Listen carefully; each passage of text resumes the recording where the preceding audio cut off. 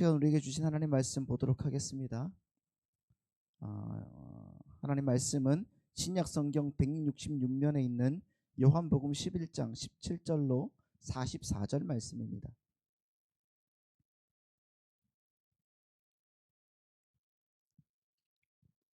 요한복음 11장 17절로 44절 말씀, 제가 한 절 읽고 여러분이 한 절 읽고 해서 우리 교독으로 읽도록 하겠습니다.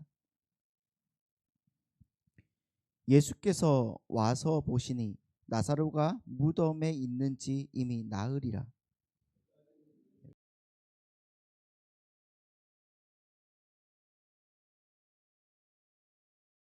비의 일로 위문하였더니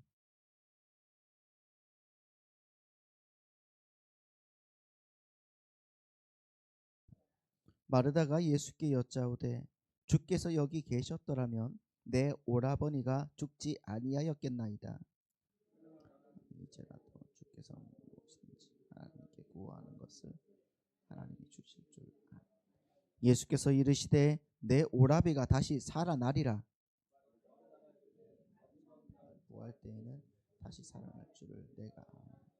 예수께서 이르시되 나는 부활이요 생명이니 나를 믿는 자는 죽어도 살겠고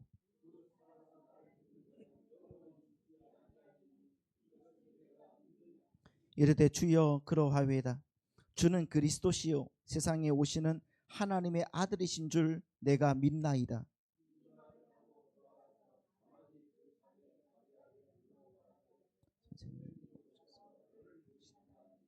마리아가 이 말을 듣고 급히 일어나 예수께 나아가매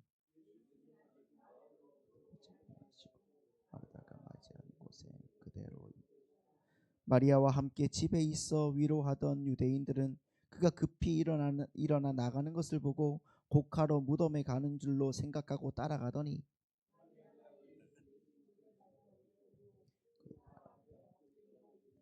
주께서 여기 계셨다면 내 오라버니가 죽지. 예수께서 그가 우는 것과 또 함께 온 유대인들이 우는 것을 보시고 심령이 비통히 여기시고 불쌍히 여기사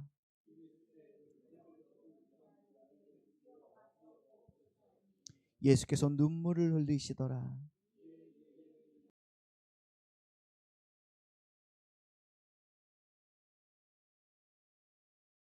한 이 사람이 그 사람은 죽지 않게 할 수 없었더냐 하더라. 예수께서 다시 속으로 비통히 여기시니 무덤이 고리라 돌로 막 깎으며 예수께서 이르시되 돌을 옮겨 놓으라 하시니 그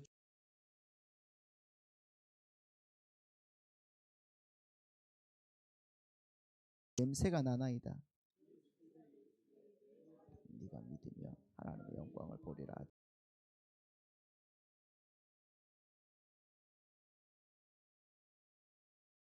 지어 내 말을 들으신 것을 감사하나이다.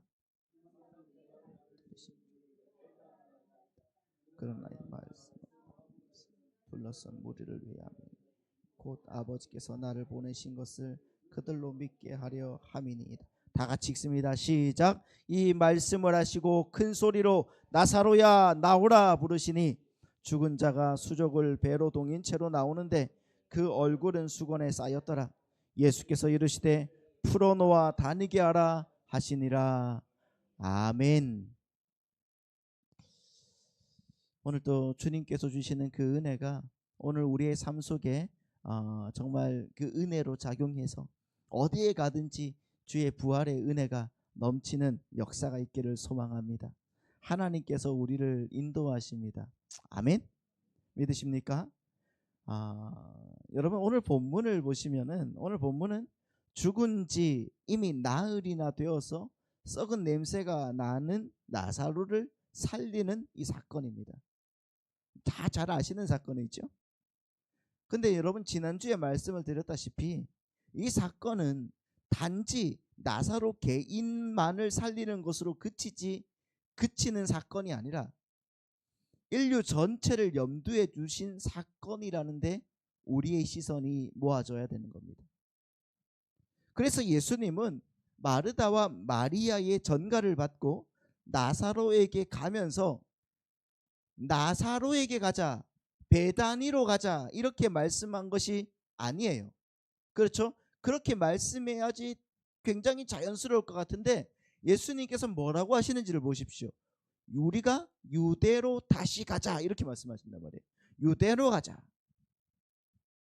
도무지 예수님의 진리와 생명의 말씀을 듣지 못하고 알아듣지도 못하고 도리어 돌로 쳐 죽이려고 그렇게 했던 무리들이 있는 유대로 주님께서 다시 가자고 말씀하셨다. 왜 유대의 사람들이, 왜 정말 이스라엘 사람들이 예수님의 말씀을 알아듣지 못했을까요? 여러분, 네? 그들은 왜 예수님의 말씀을 알아듣지 못했을까요? 그들은 이미 영적으로 죽어 있는 자들로서 시체가 되어서 썩은 냄새가 나는 자들이기 때문인 거예요. 바로 나사로가 그들의 유형이란 말입니다. 바로 그 같은 죽은 자를 살리러 가자는 의미에서 예수님께서 얘들아 우리가 유대로 가자 하신 거예요. 그래서 여러분 요한복음 11장에서 마지막 장까지, 이 11장에서 마지막 장까지가 2부잖아요. 요한복음 2부. 이 2부까지는 이제 인생을 구원하러 오신 그 목적을 이루기 위해서 십자가에 돌아가시는 그 사건을 이제 기록하고 있는 거죠. 여러분 오늘 본문 17절 말씀을 보시면은 우리가 봤던 것처럼 이렇게 나와 있습니다. 예수께서 와서 보시니 나사로가 무덤에 있은지 이미 며칠째다? 나흘째다 이렇게 말하고 있습니다. 근데 여기에서 나사로가 무덤에 있은지 이미 나흘째라 이렇게 되어 있는 이 말씀을 원문으로 찾아보면은 거기에 나사로라는 단어가 없어요. 나사로라는 이름이 딱 이렇게 나와 있지 않고 그가 무덤에 있은지 이미 나흘이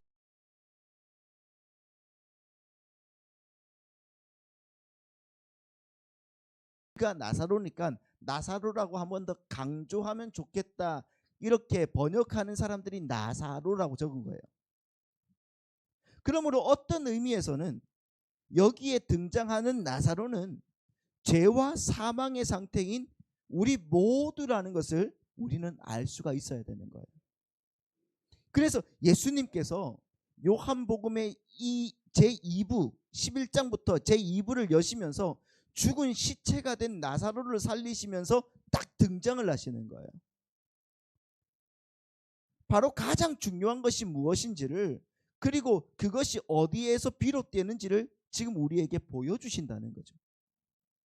여러분 요한복음 10장까지의 전반부에서는 요한복음의 가장 중요한 주제 중에 하나인 빛, 그렇죠? 빛을 근거로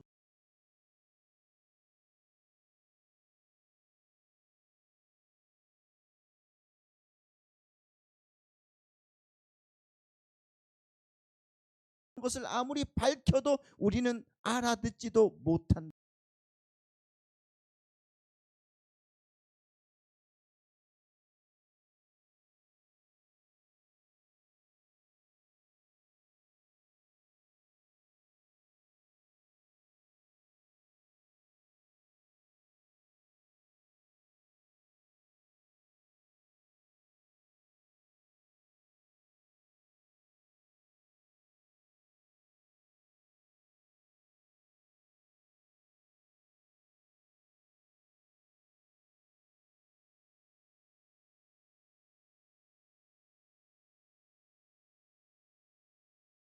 그것을 알 수가 있더라. 할렐루야. 그런 나사로를 향해서 나사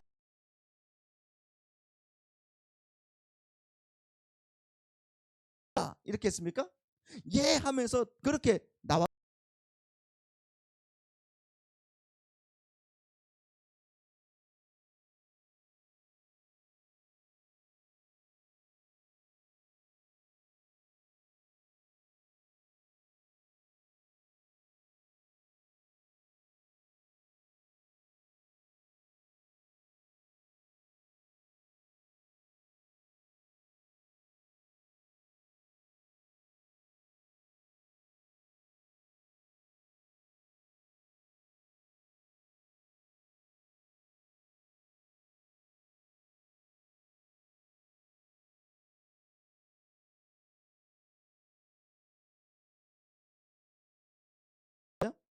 말씀으로 소개하고 있는 거예요. 말씀으로. 자, 요한복음 1장 1절에서 5절까지 어떻게 진행이 됩니까? 태초에 말씀이 계시니라. 그렇죠. 태초에 말씀이 계시니라. 이 말씀이 하나님과 함께 계셨으니 이 말씀은 뭐라고요? 곧 하나님이시라. 그가 태초에 하나님과 함께 계셨고 만물이 그로 말미암아 지은 바 되었을 때 지은 것이 하나도 그가 없이는 된 것이 없더라.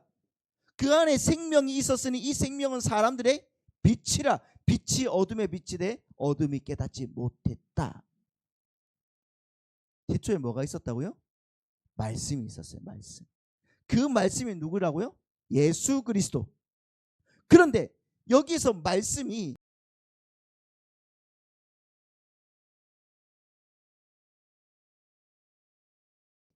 이 말씀을 설명하는 것 중에서 3절을 보시면은 보죠.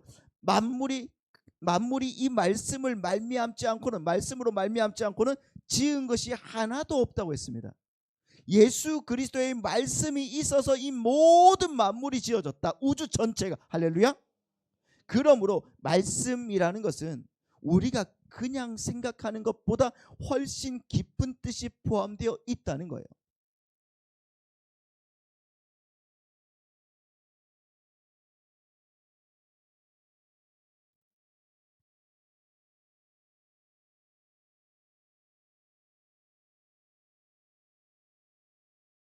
하신 그 말씀.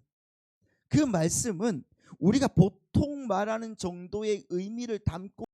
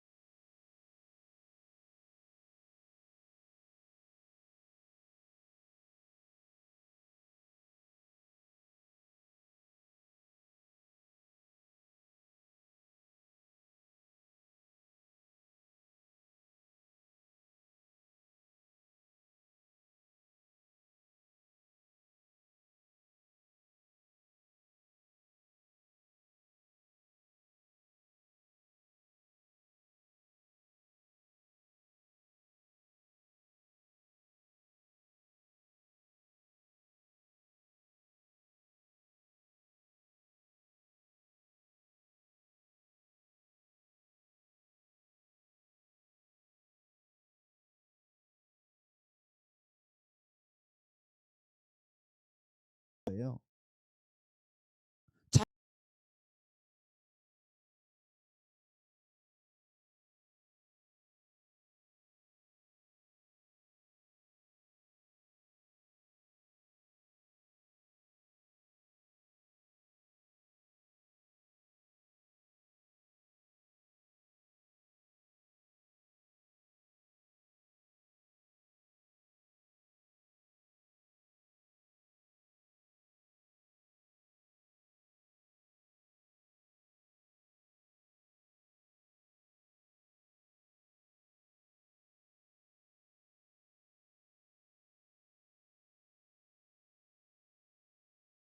새 사람이 된 겁니다. 바울이 뭐라고 그래요? 누구든지 그리스도 안에 있으면 새로운 피조물이라. 이전 것은 지나갔으니 보라 새로 나는 새 창조를 받은 사람이다. 여러분, 우리는 새로운 창조물이라는 겁니다. 옛 습성이 우리 가운데 있다고 할지라도 그리스도 안에서 십자가의 그 보혈로 우리는 다시 새롭게 재창조되었다는 것을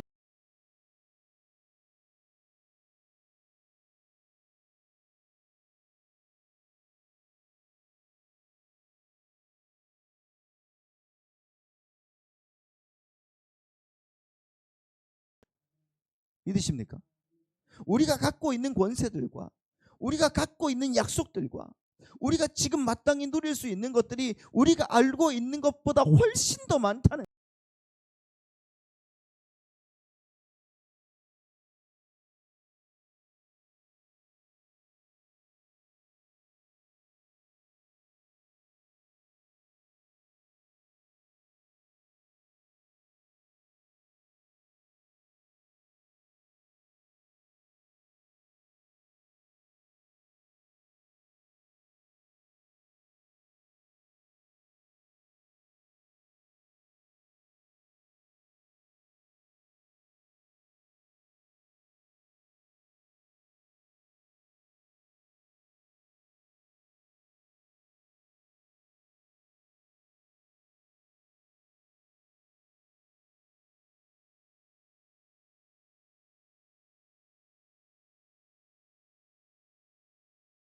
우리를 살리기 위해서 오신 예수 그리스도께서 하신 일이 무엇이고 그가 하신 일을 제대로 이해하게 될 때 예수 그리스도 그분 자체가 누구시냐 하는 데에 우리의 시선을 궁극적으로 고정시켜야 된다는 거예요.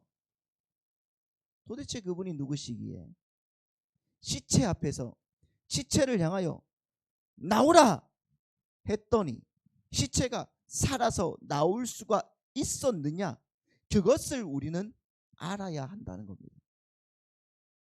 그가 누구시기에 죽은 자의 영혼을 만들어내는가를 알아야 되는 거예요. 그렇지 않습니까? 예수 그리스도 앞에서는 여러분 죽음이 함께 있지 못합니다. 예수님과 죽음은 동석하지 않았었어요. 언제나 죽음이 예수 그리스도가 있는 곳에서 도망가는 모습을 드러내고 있었어요. 한 예를 보십시오. 자, 누가복음 7장을 보시면은 나인성 과부의 아들을 일으키신 장면이 나옵니다. 자, 보십시오. 누가복음 7장 11절 말씀 이하를 보시겠습니다. 그 후에 예수께서 나인이란 성으로 가실새 제자와 많은 무리가 동행하더니 성문에 가까이 이르실 때에 사람들이 한 죽은 자를 메고 나오니 이는 한 어머니의 독자요 그의 어머니는 과부라. 그의 성에 많은 사람도 그와 함께 나오거늘 주께서 과부를 보시고 불쌍히 여기사 울지 말라 하시고 가까이 가서 그 관에 손을 대시니 맨 자들이 서는지라.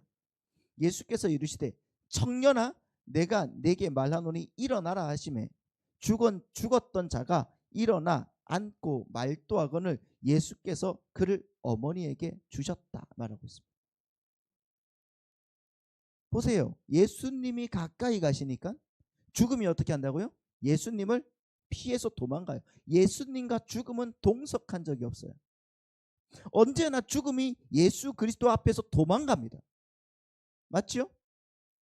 하나님의 사랑과 하나님의 은혜와 하나님의 권능이 눈에 보이게 가시화되어 나타난 예수 그리스도의 화해의 십자가 앞에서, 그 십자가 앞에서 애곡과 애통의 사망이 죽어버린 거예요. 십자가 앞에서 사망이 죽더라는 겁니다. 적어도 성도에게 닥쳐올 사망은 거기서 다 죽어버리는 거예요. 십자가 앞에서. 할렐루야. 그래서 여러분 존 오웬 목사님께서, 제가 존경하는 존 오웬 목사님께서 이런 책을 쓰셨어요. 뭐라고 하면 Death of Death in Death of Christ. 무슨 뜻입니까? 네? 이거 오브를 이렇게 해가지고 이제 인 앞에서 이렇게 해석을 해야 되잖아요. 그러니까 예수의 죽음 안에서 죽은 죽음이다, 사망이다. 예수님의 죽음 안에서 죽은 사망, 이런 책을 쓰셨어요. 사망은 예수의 죽음 안에서 다 죽어버렸다는 거예요. 그러니까 저와 여러분의 사망은 십자가에서 다 죽어버렸습니다. 믿으십니까? 그런데 우리의 삶 속에 나타나는 그 사망의 증상들, 그런 것들을 가지고 우리 지금 쩔쩔매고 있지 않습니까? 네? 병에 걸렸어요. 나 너무 고통스러워요. 너무나 슬퍼요. 네? 이 가난해서 너무나 힘들어요. 이런 건 다 뭐냐는 거예요. 그러면 우리 안에 있는 그 전부 다 허상이라는 거예요. 신기루라는 겁니다. 여러분, 그게 우리의 결론이 아니란 말이에요. 할렐루야. 절대 결론이 아니란 말입니다. 예수님은 생명 자체이십니다. 모든 생명의 근간이세요. 그분으로부터 생명이 연결지어지지 않으면은 다 뭐예요? 죽은 거예요. 살아있는 것 같이 보이나 다 죽은 거란 말입니다. 근데 우리의 시선이 자꾸만 예수님을 믿어서 생긴 어떤 부수적인 결과들에 끌려다닌단 말입니다. 그 부수적인 결과들은 어디까지나 부수적인 것이지 그 자체가 기독교의 주제가 아니란 말이에요. 우리의 주제가 될 수가 없단 말입니다. 자, 그런 의미를 한번 생각을 해보시면서 오늘 본문의 주제로 한번 넘어가 봅시다. 본문으로 가보시면은 예수님께서 유대로 다시 오셨습니다. 그렇죠? 유대로 다시 오셨어요. 그리고 시체 앞에 딱 오십니다. 나사로가 아니라 그가 죽은 곳이라고 하잖아요. 그가 죽은 곳. 아까 우리가 보셨죠? 나사로가 죽은 곳이 아니라 그가 죽은 곳으로 오십니다. 다시 말해서 그분은 우리의 죽음에 오신 거예요. 우리의 죽음. 그때 마르다가 예수님께 말씀하시는 거죠. 자, 요한복음 11장 21절입니다. 11장 21절. 마르다가 예수께 여짜오되 주께서 여기 계셨더라면 내 오라버니가 죽지 아니하셨겠나이다. 그러나 나는 이제라도 주께서 무엇이든지 하나님께 구하는 것을 하나님이 주실 줄을 아나이다. 예수께서 이르시되 네 오라비가 다시 살아나리라. 마르다가 이르되 마지막 날 부활 때에는 다시 살아날 줄을 내가 아나이다. 자, 언제 여기서 언제 다시 산다고 했습니까? 마지막 날 부활 때에 다시 산다고 했습니다. 그래서 예수님께서 다시 이야기를 하시죠. 25절입니다. 자, 시작. 예수께서 이르시되 나는 부활이요 생명이니 나를 믿는 자는 죽어도 살겠고 무릇 살아서 나를 믿는 자는 영원히 죽지 아니하리니 네가 이것을 네가 믿느냐? 이르되 주여 그러하외다. 주는 그리스도시요 세상에 오시는 하나님의 아들이신 줄을 내가 믿나이다. 아멘. 자, 이 대화를 보십시오. 이 대화가 굉장히 재밌습니다. 예수님을 향해서 마르다가 원망 비슷하게 하는 거죠. 여기에 계셨으면 안 죽었을 텐데 우리 오라버니가 예수님이 늦게 오셔서 그만 죽고 말았습니다. 이렇게 말하는 거잖아요. 그래서 예수님께서 네 오라비가 다시 살 거니까 걱정하지 마라. 그러니까 또 뭐라고 그런다고요? 마지막 부활의 날에는 다시 살 줄을 내가 압니다 그러죠. 그러자 이스라엘 백성들은 여러분 보세요. 이스라엘 백성들은 그 사람들이 죽으면은 또 다른 세상이 있다는 내세의 사상이 있습니다. 그러니까 내세를 믿는단 말이에요. 그러자 말을 잘 못 알아먹는 그 마르다에게 예수님께서 또 말씀하십니다. 야, 나는 부활이고 생명이다. 나를 믿는 자는 죽어도 살겠고 살아서 나를 믿는 자는 영원히 죽음을 맛보지 못할 거야. 그걸 네가 믿느냐? 그때 마르다가 뭐라고 합니까? 예, 믿습니다 라고 했단 말이에요. 맞죠? 여러분 마르다의 신앙, 이 마르다의 신앙이 정말 엄청 좋아 보이지 않습니까? 그렇죠. 하지만 그녀의 신앙을 너무 좋게 한번 평가하지를 마십시오. 자, 27절 이 신앙 고백을 한번 꼭 기억하시기 바랍니다. 27절입니다. 시작. 이르되 주여 그러하외다. 주는 그리스도시요 세상에 오시는 하나님의 아들이신 줄 내가 믿나이다. 할렐루야. 이것과 같은 정답이 어디 있겠습니까? 그렇죠. 그런데 예수님이 나사로의 시체에 있는 곳으로 가셨습니다. 이 말씀을 하시고 그리고 어떻게 하라고 했습니까? 무덤에 있는 돌을 치워라. 그러자 마르다가 뭐라고 했습니까? 39절입니다. 이 말씀을 기억하시면서 39절을 보시겠습니다. 시작. 예수께서 이르시되 돌을 옮겨 놓으라고 하시니 그 죽은 자의 누이 마르다가 이르되 주여 죽은 지가 나흘이 되었음에 벌써 냄새가 나나이다. 무슨 뜻입니까? 뭐예요? 그것을 왜 꺼냈다 넣었다 하세요? 냄새나게. 죽었잖아요. 다 끝났는데 왜 그러세요 주님? 마음 아프게. 이런 말 아닙니까? 그렇다면 주님 앞에서 했던 말들은 전부 다 뭐가 되는 겁니까? 그 신앙 고백들은 다 뭐가 되냐고요.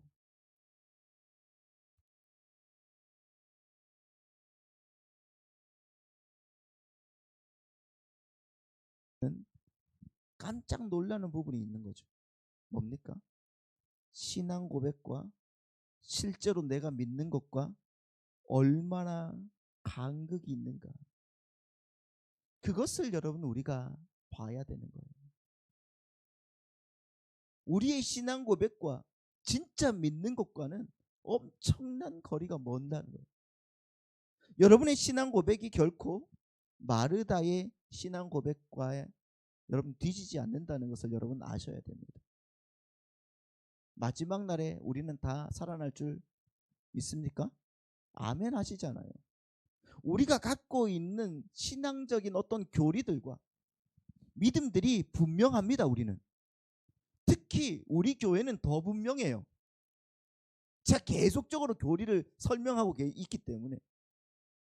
그러나 우리는 아직 모르는 것들이 있어요.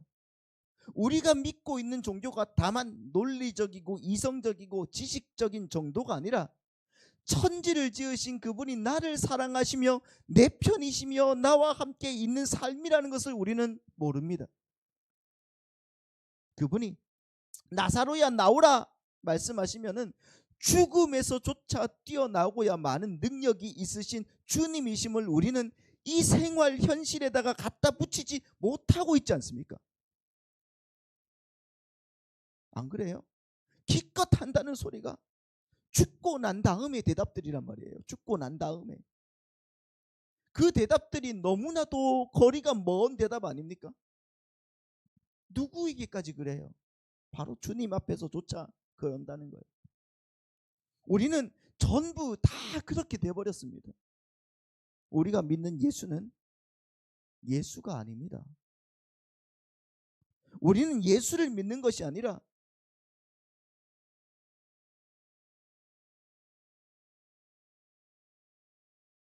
거예요.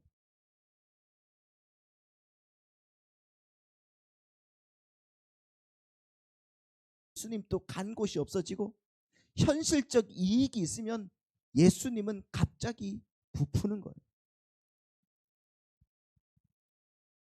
아니냐고요. 우리는 그 정도밖에 안 되는 인간들이라는 거예요. 마르다보다 우리가 조금도 낫지 않다는 겁니다. 바로 그런 사실 앞에 우리는 늘 놀라야 되는 거예요. 내가 이 정도밖에 안 되구나. 나사로를 향해서 나사로야 나오라 라고 말씀하시는 그 말씀이 갖는 힘과 능력과 권세를 우리는 이해해야 돼요. 말하자면 말씀으로 천지를 창조하신 예수님이 그 말씀의 능력과 권세로서 나사로야 나오라 부르셨고요. 우리 모두를 그렇게 부르셨다는 거예요. 그래서 우리는 여기 앉아 있는 거예요. 여기 말씀 중에 그 어느 것도 말하자면 빛이 있으라 하셨던 그 권위와 권세로 약속되지 않는 것이 있습니까? 없단 말이에요. 이것은 결코 그냥 넘어갈 부분이 아니란 말입니다. 우리 안에서. 여러분 우리 요즘에 유튜브를 보면은 꼭 이런 게 나와요. 잠잘 때 이제 유튜브를 보잖아요, 한 번씩. 그러면 잠잘 때 틀어놓고 들으면 꿀잠 자는 성경 읽기. 그런 거 있잖아요. 아니, 꿀잠 자는 기도. 성경이 어떻게 잠 안 올 때 보는 책입니까? 네? 이것은 읽으면 자다가도 벌떡 일어나야지. 시체도 일어난다고 하는데 보기만 하면 잠이 온다는 건 보통 심각한 것이 아니죠. 그건 신앙이 아닌 거예요. 신앙이. 이상한데 현혹되지 마십시오. 이 틀어놓고 자면 믿음이 생기겠지. 욕할 뻔했어요 금방. 아니란 말이에요. 아니라고요. 우리는 지금 잠자고 있는 겁니다. 잠자고. 지금 여러분들이 부끄러우시라고 이야기하는 것 아닙니다. 근데 마음속에 약간 그런 게 있으면은 부끄러워하셔도 되겠지만 부끄러워하시라고 얘기하는 게 아니에요. 지금 우리는 손해보고 있다는 이야기를 하고 있는 거예요. 손해보고 있어요. 여러분 우리의 힘이 무엇입니까? 우리의 힘이 뭐죠? 네? 이 모든 말씀이 내 거라는 것이 우리의 힘이에요. 하나님의 말씀이 우리의 것이 되었다는 것이 우리의 힘이란 말입니다. 이것은 분명히 나사로야 나오라 라고 부르셨던 그 약속, 그 능력, 그 위엄, 그 권세를 우리에게 주신 거란 말입니다. 믿으십니까? 아주 축복적인 대표적인 축복의 말씀이에요. 나사로야 나오라. 이 대표적인 축복의 말씀을 또 어디에서 했습니까? 하나님께서 야곱에게 하시죠. 자, 야곱에게 하신 말씀을 한번 보십시오. 창세기 28장 12절로 15절 말씀입니다. 꿈에 본즉 사닥다리가 땅 위에 서 있는데 그 꼭대기가 하늘에 닿았고, 또 본즉 하나님의 사자들이 그 위에서 오르락내리락 하고, 또 본즉 여호와께서 그 위에 서서 이르시되 나는 여호와니 너의 조부 아브라함의 하나님이요 이삭의 하나님이라. 네가 누워 있는 땅을 내가 너와 내 자손에게 주리니 내 자손이 땅의 티끌같이 되어 내가 서쪽과 동쪽과 북쪽과 남쪽으로 퍼져 나갈지며 땅의 모든 족속이 너와 내 자손으로 말미암아 복을 받으리라. 내가 너와 함께 있어 네가 어디로 가든지 너를 지키며 너를 이끌어 이 땅으로 돌아오게 할지라. 내가 내게 허락한 것을 다 이루기까지 너를 떠나지 아니하리라 하신지라. 아멘. 야곱에게 한 축복이잖아요. 야곱에게. 성경에 그 어떤 인물이든지 하나님 앞에 받는 축복이 있어요. 다 하나님 앞에 축복을 받는다고요. 이것은 여러분 개인적인 것이 아니란 말이에요. 그것은 언제나 하나님의 자녀라는 사실을 대신하는 축복이란 말입니다. 야곱에게 축복한 그 축복은 그래서 우리들에게도 가능한 축복이란 말입니다. 믿으십니까? 보십시오. 야곱이 이 축복을 받을 때는 그가 자기 형 에서를 속이고 아버지를 속이고 이제 맞아 죽을까 봐 도망가던 때예요. 도무지 축복을 받을 만한 자격과 조건을 갖추지 않았을 때의 이야기란 말이에요. 그런데 자신의 풍성함과 부유함과 은혜와 긍휼과 사랑으로 말미암아 하나님의 은혜가 그를 찾아와서 그 약속을 딱 주시는 거란 말이에요. 뚫고 들어와서 주시는 거란 말이에요. 성경에 얼마나 많은 축복과 약속들이 우리를 위하여 기록된 줄 여러분 아십니까? 그걸 알고 우리는 누리셔야 되는 거예요. 그것들은 여러분의 현실 속에서 경험할 수 있는 것들이에요. 여러분도 그 무엇으로도 비교할 수 없는 감격과 희열을 우리 성도님들의 생활에서 지금부터 누릴 수가 있다는 겁니다. 보십시오.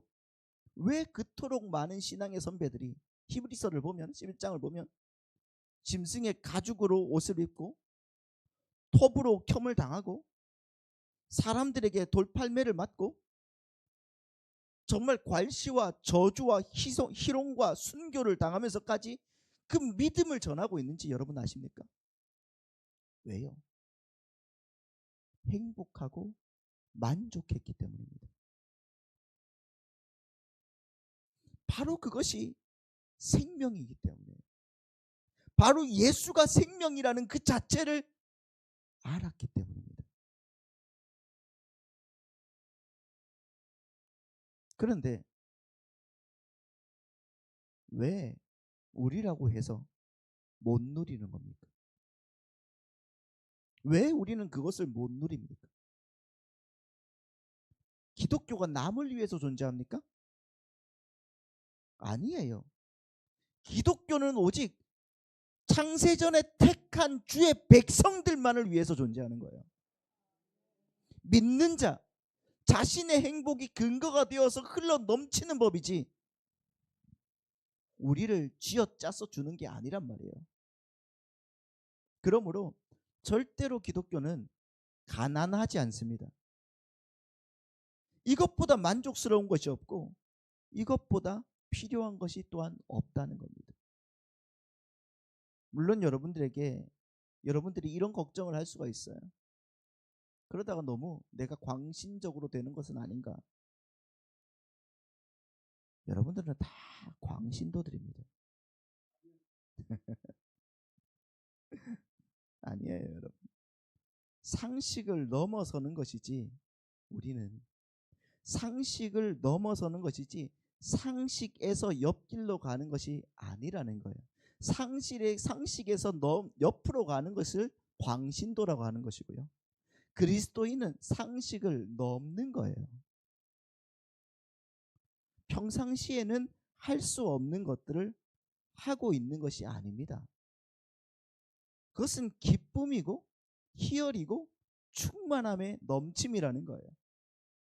그것을 우리는 누려야 된다는 것입니다. 여러분, 우리는 마르다가 되지 말아야 됩니다. 우리는 그렇게 살 위험성이 다분히 많은 사람 아닙니까? 그렇잖아요. 오늘 또 예배를 마치고 나가면 다분히 마르다와 같은 그런 고백들을 쏟아낼 겁니다. 그리고 나서 현실을 딱 마주하면 안 됩니다부터 시작해요. 어떻게 그렇게 할 수가 있어요? 나 못해요. 예배 좀 나오라고 하면은 힘들어요. 죽을 것 같아요. 믿어요. 부들부들 막 떨고. 아유, 겁나서 못하겠어요. 그게 아니란 말입니다. 예수 그리스도 그분의 하나님 되심, 그리고 그 약속들의 그 엄청난 권세들을 소유하고 계시는 분이 바로 우리 성도님들이십니다. 믿으십니까? 그러니까 겁내지 마십시오. 저도 많이 겁내지만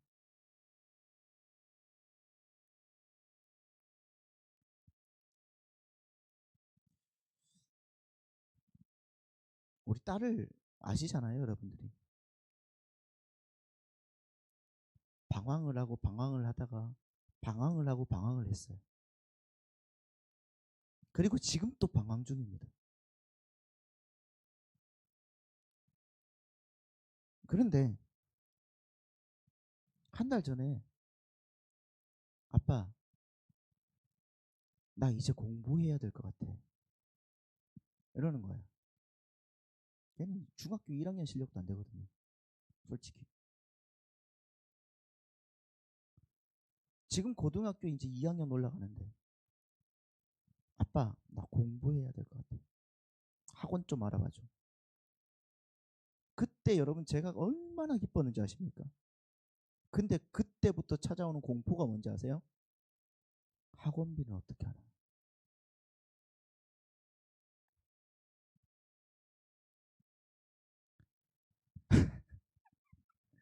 그게 내 마음을 사로잡.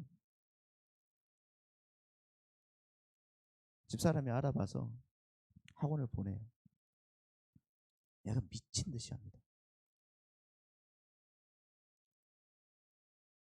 그냥 근데 예배 좀 나오라고 하면은 왜 안 나오는지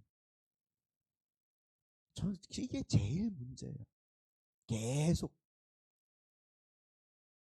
기도 좀 해주십시오.